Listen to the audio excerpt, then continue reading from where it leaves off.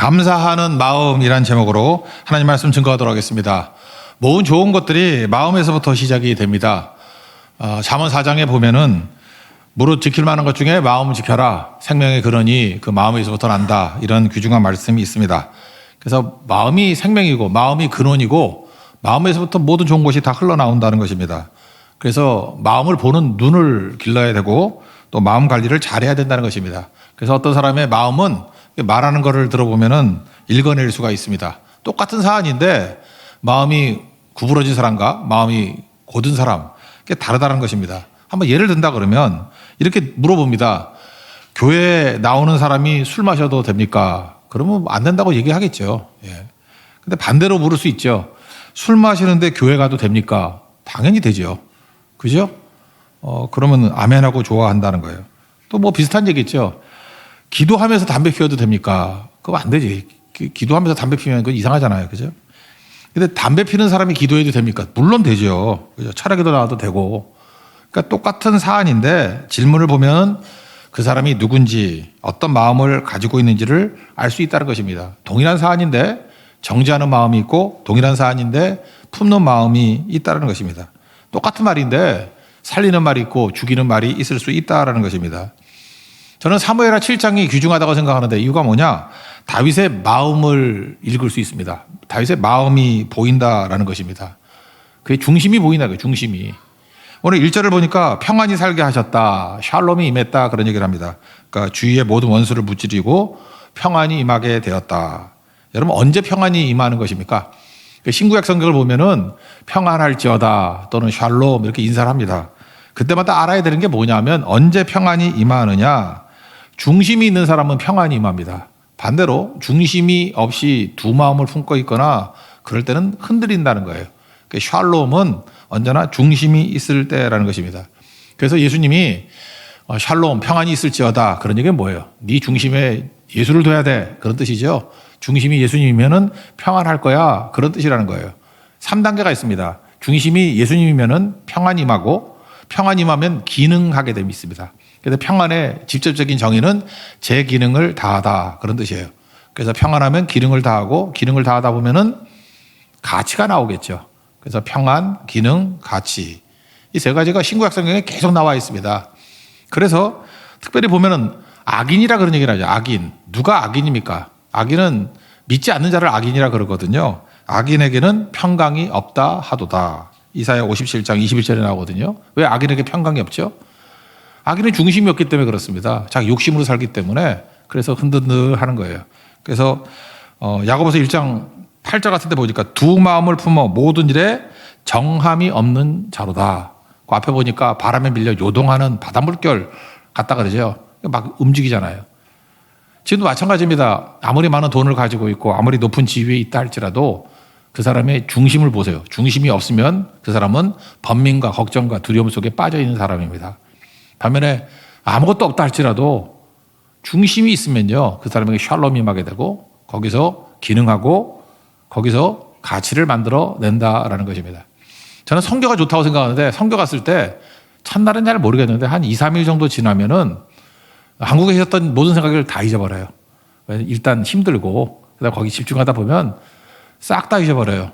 싹 다 잊어버리면은 중심이 생기는 거예요. 오직 예수님. 중심이 생겨놓으면 제일 먼저 임하는 게 뭐냐? 3, 40분 내놓으면은 뭐 이렇게 우울증을 앓고 있거나 뭐 근심 걱정 뭐 이렇게 아픈 사람들 있지 않습니까? 마음이 아팠던 사람들. 한 3일 지나면 다 나요. 이유가 뭐냐? 중심이 회복되거든요. 중심이 회복되면은 샬롬이 임하게 되고 그러면 기능하기 시작하고 그래서 그들의 몸에서부터 가치가 막 나오기 시작한다는 것입니다. 신약에서 열매라 그러죠. 열매를 거두게 된다.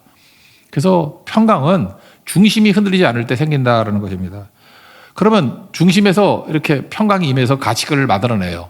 그러면 참 묘한 게 그게 쭉 갔으면 좋겠는데 많은 사람들이 이렇게 평강이 임하게 되면 다시 자기 중심으로 돌아갈 때가 많다는 것입니다. 무슨 얘기냐? 이제는 먹고 살만하게 됐다. 즐기자, 누리자. 이제는 좀 뻐기고 살자. 그래서 하나님 축복이 임하고 난 다음에 두 종류가 있어요. 과시형이 있고 또 하나는 다윗과 같이 보답. 내가 받은 은혜를 어떻게 보답할까 하는 보답형의 인생이 있다는 것입니다. 대비되는 게 느부갓네살 왕하고 다윗을 비교할 수 있는데 느부갓네살 왕도 많은 그 승리를 거뒀죠. 그래서 다니엘서 4장 30절 보니까 이 큰 바벨론 내 능력과 내 권세로 건설해도다 큰 소리 칩니다. 내 위엄과 영광을 누가 건드려 그런다는 거예요. 막 기고만장하죠. 그러다 하나님 치셔가지고 소같이 푹 뜯어먹었대. 그죠? 미친놈 됐다는 거예요. 미친놈. 그러니까 그렇게 되는 거죠. 그러니까 보세요. 하나님의 축복과 은혜를 받고 난 다음에 과시형으로 가면 느부갓네살 애 같아. 느부갓네살이 몇 살이죠? 느부갓네살 4살짜리 애 같아. 그죠? 난 그렇게 외웠었는데 느부갓네살 유치합니다. 어린애 같아요. 그러니까 뭐 잘 되고 난 다음에 자기 관심사가 나에게 쏠리게 되면은 느부갓네살이에요. 4살짜리 애 같이 돼버린다고. 반면에 다윗은 그렇지 않죠. 하나님께 받은 은혜가 너무너무 크죠. 그랬더니 곧장 사명으로 연결시키잖아요. 이걸 어떻게 보답할고. 시편 116편 12절 보니까 내게 주신 모든 은혜를 내가 여호와께 무엇으로 보답할까. 이게 아마 이 배경이 이 상황이었던 것 같아요.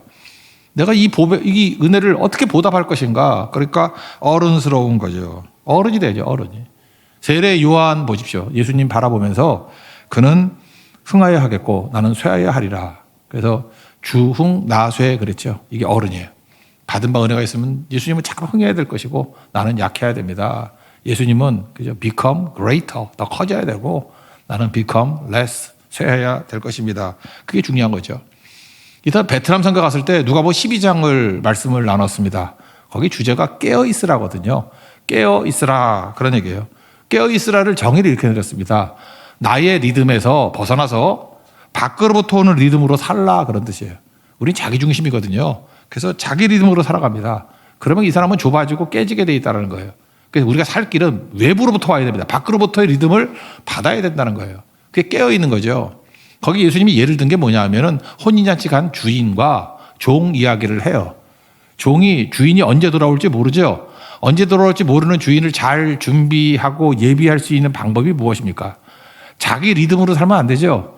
나 졸려, 나 놀고 싶어, 나 뭐 딴 거 하고 싶어. 그러니까 자기 리듬으로 살면 종은 주인이 언제 올지 모르니까 반드시 깨지게 돼 있죠. 준비 못 합니다. 근데 지혜로운 종이라 그러면은 내 리듬을 버리고 주인의 리듬 속에 들어가야 되죠. 주인이라 그러면 상황이 이렇게 되니까 언제쯤 올 거야. 그 리듬을 맞추다 보면은 대비할 수 있고 준비할 수 있는 거겠죠.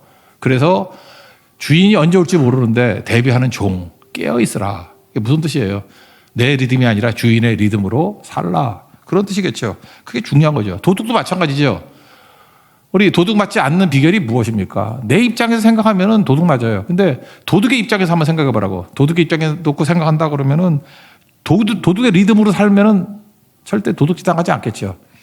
좀 이상한 예 같지만 베트남에 가면은 우리 한번 아픈 경험이 있어요. 그 오토바이들이 많거든요. 길가로 가면 오토바이에서 이렇게 휴대폰을 이렇게 채가. 소매치기도 아니고 오토바이 치기인가 이거? 이게 채가. 그래서 우리 선교 갔을 때 옛날에 창환이가 길거리에서 이렇게 휴대폰 하다가 이렇게 채갔어.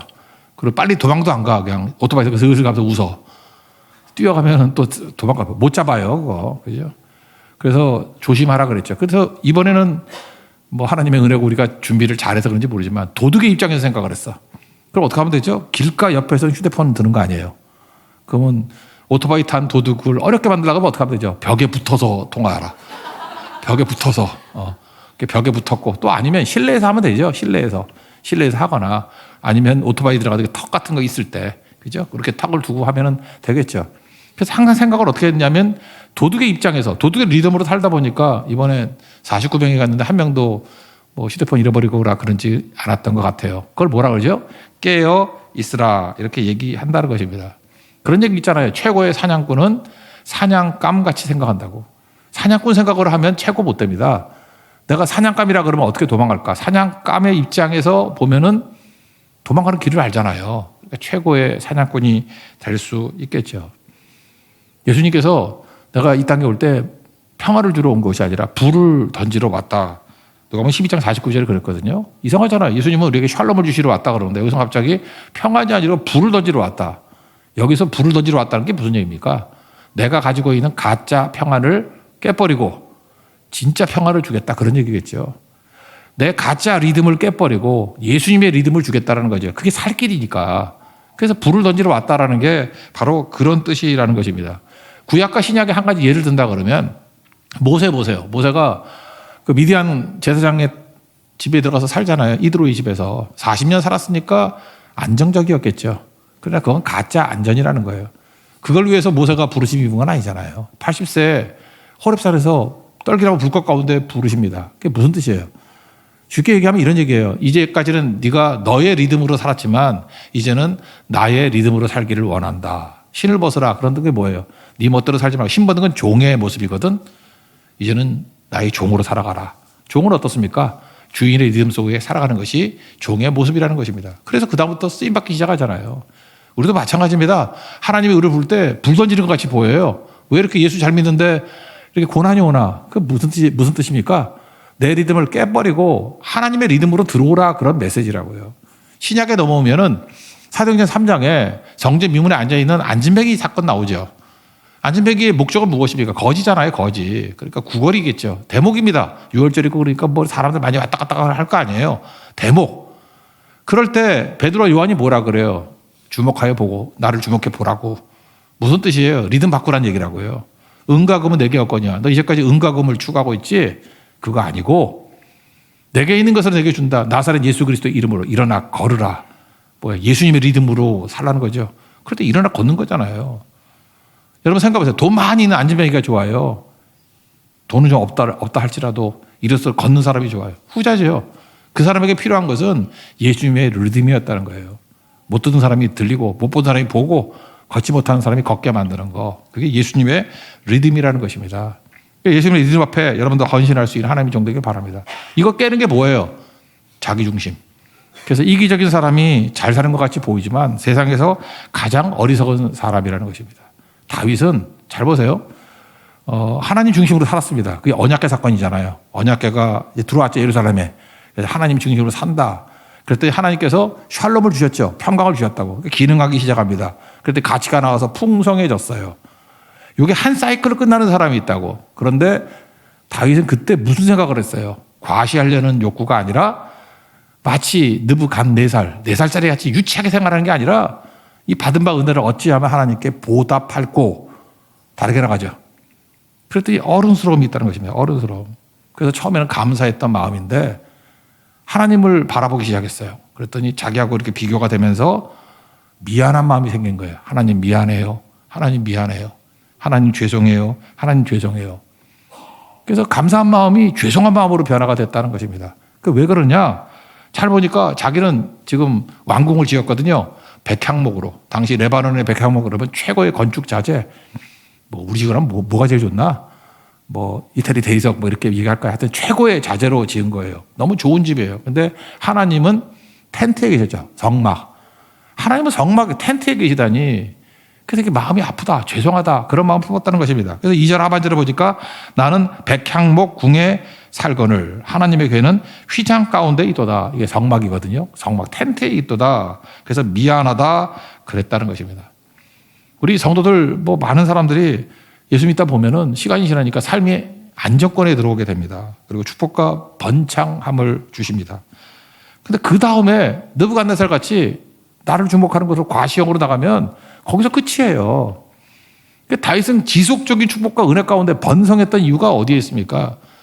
다시 하나님을 생각하잖아요. 내가 어떻게 보답할 것인가. 세리야도 그랬죠. 주흥나세. 똑같은 거예요. 어떻게 하면 주님을 높일 것인가. 여기 성전 짓겠다고 나설 때 우리는 그러죠. 뭐 돈도 많고 모든 게 풍성해가지고 남는 거 가지고 하나님 앞에 드린 거 아닌가. 근데 이거 같은 병행 구절이 역대상 22장 14절에 나오는데 그때 상황을 이렇게 얘기합니다. 왕 되고 난 다음에 초창기 때 결심한 거예요.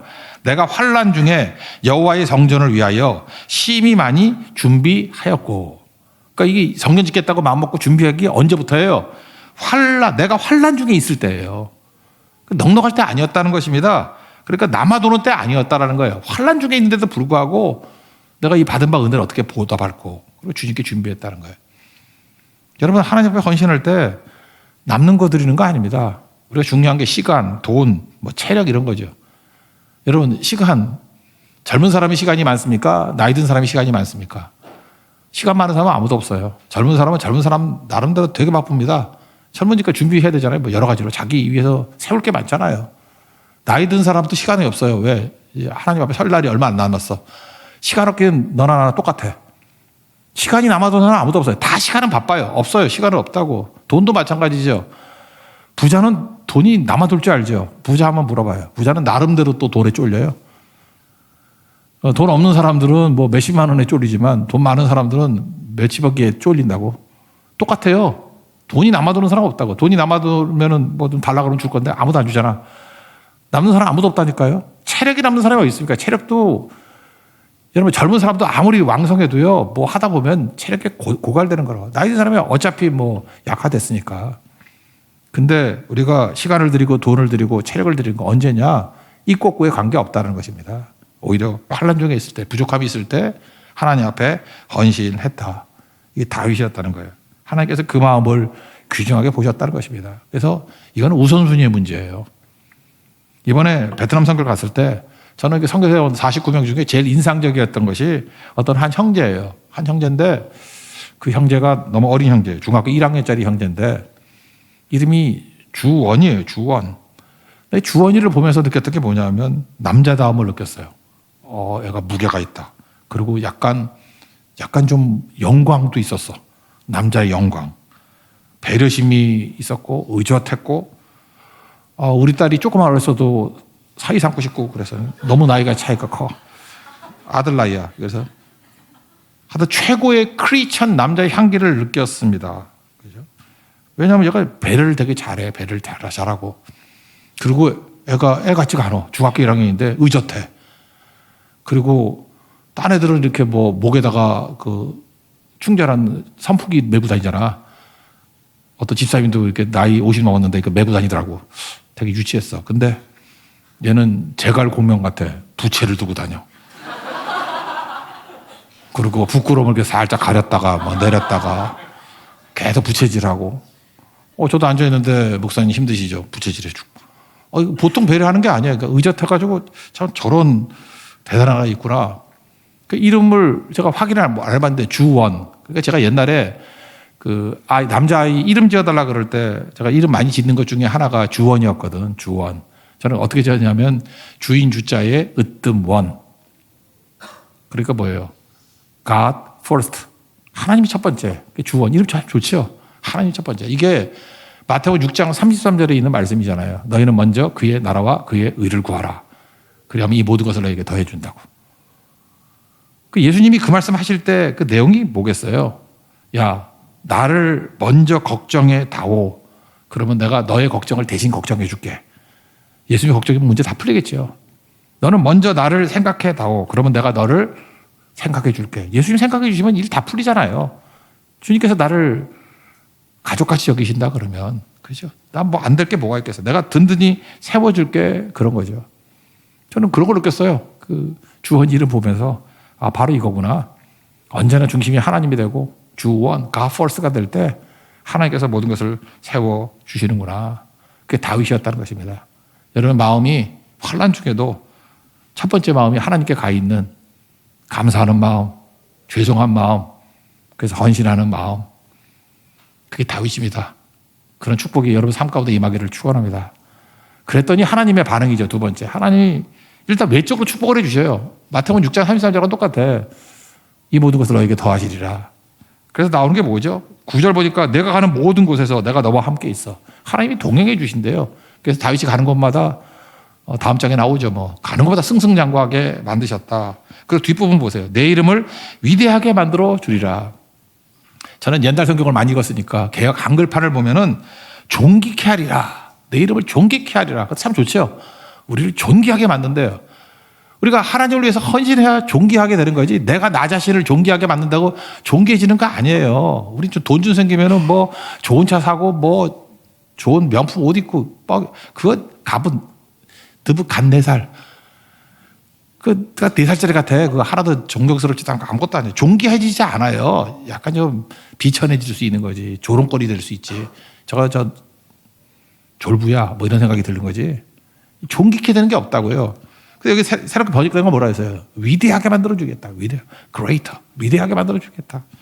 그리고 우리가 좋아하는 NLT 같은 데 보니까 famous as 이렇게 표현되어 있더라고요. 이제 너를 유명하게 만들어 주겠다. 하나님 바라보고 주원, God first 하면은 하나님께 되게 축복과 은혜를 부어주시잖아요. 그러니까 다윗은 이게 부수적으로 임한 축복이었지 이걸 목표로 한 게 아니었다라는 것입니다. 그 다음에 11절 보세요. 11절 그 뒷부분에 보니까 너의 모든 원색에서 벗어나 편히 쉬게 하리라. 이게 옛날 성경에는 평강을 준다 그래서 평강. 똑같은 얘기예요. 샬롬을 주겠다. 샬롬에서 시작된 게 뭐였습니까? 샬롬에서 기능하게 되고 기능하니까 가치가 나왔죠. 그걸 가지고 내가 어떻게 은혜를 보답할고 그때 한 사이클에서 또다시 시작하잖아요. 다시 하나님 중심이 되고 그랬더니 하나님이 평강을 주신다고. 그리고 뒷부분에 뭐라고 되어 있어요? 너를 위하여 집을 짓고. 마태복음 6장 34절도 똑같죠? 하나님 집 지어드리겠다 그랬더니 내가 네 집 지어줄게. 이렇게 나오잖아요. 완전히 바뀌는 거죠.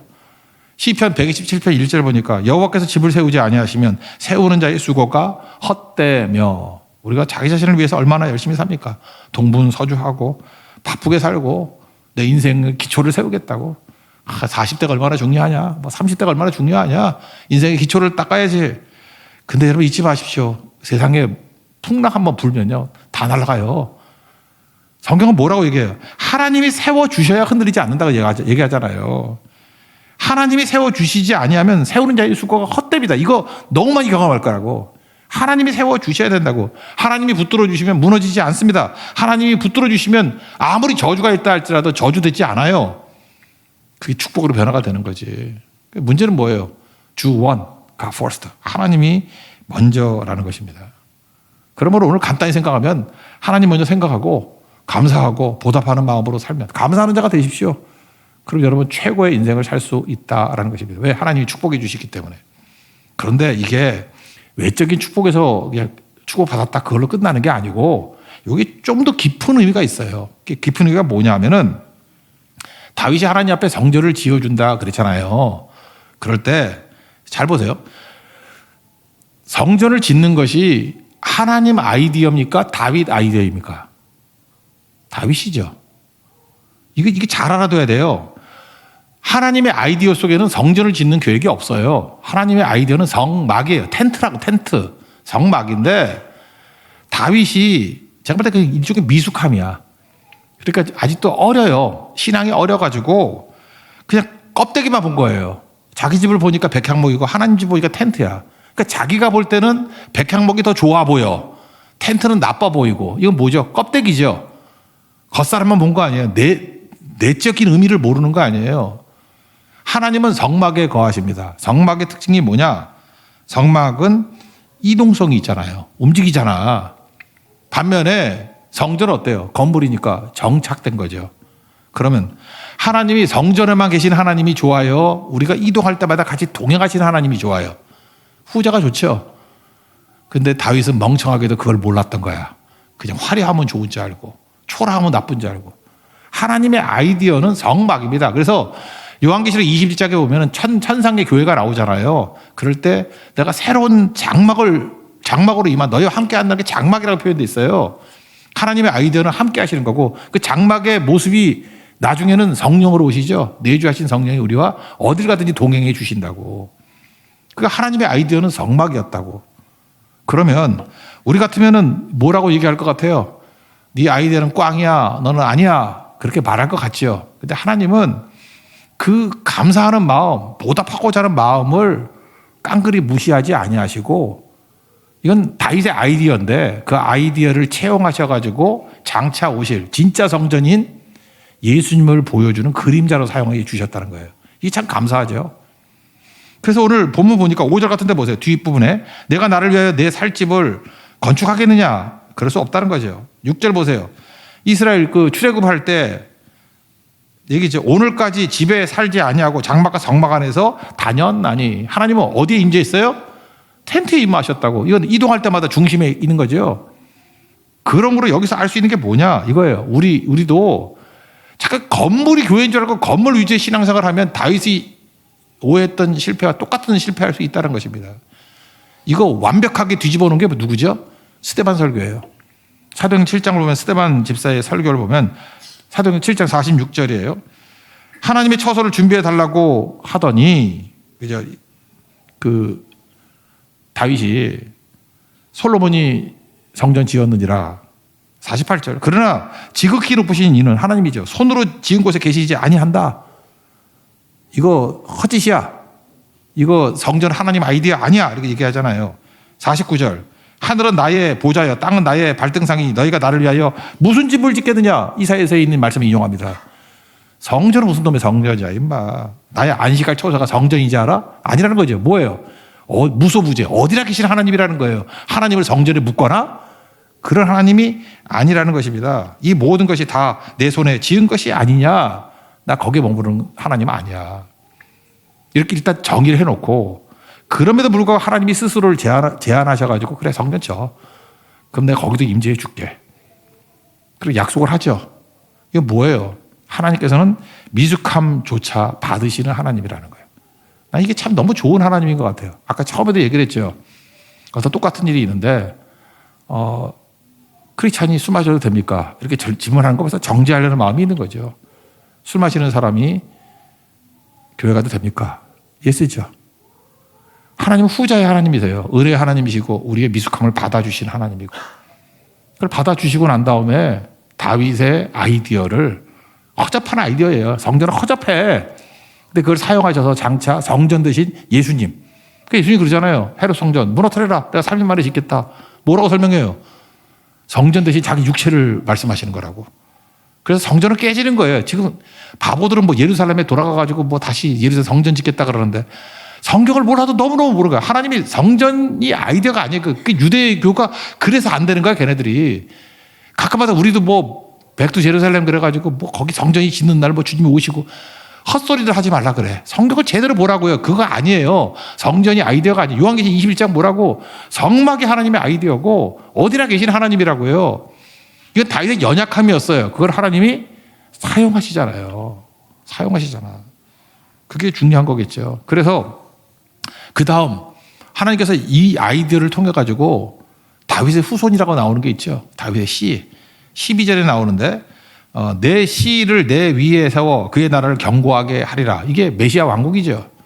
다윗 왕국이라 그러면은 만약에 다윗의 후손이라 그러면은 여러분 아다시피 솔로몬 밑에 르호보암이죠. 르호보암부터 20명의 왕이 쭉 나오죠. 남쪽 유다. 그리고 마지막 시드기야 때 끝나죠. 망하잖아요. 이게 또 영원하지 않잖아. 이게 뭐 영원해.